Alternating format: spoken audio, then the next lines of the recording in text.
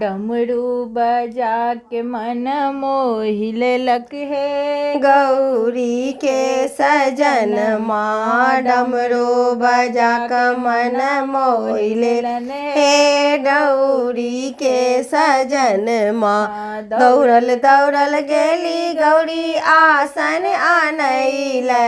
दौड़ल दौड़ल गेली गौरी आसन आनैल।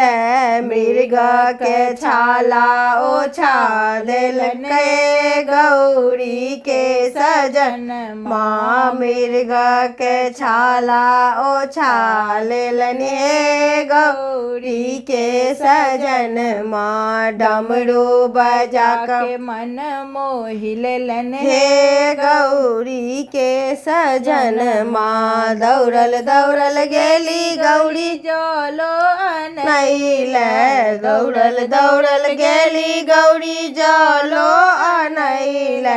जटा से गंगा बहा देलकै गौरी के सजन माँ। जटा से गंगा बहा देलन हे। गौरी के सजन माँ डमरू बजा के मन मोहि लेलन हे। गौरी के सजन माँ दौड़ल दौड़ल गेली गौरी दीपो आनैल। दौड़ल दौड़ल गेली गौरी दीपो आनैल। दुतिया के चांद देखा देलन हे। गौरी के सजन माँ दुआ के चांद देखा देलन हे। गौरी के सजन माँ डमरू दौड़ल गेली गौरी भोजन आनैल।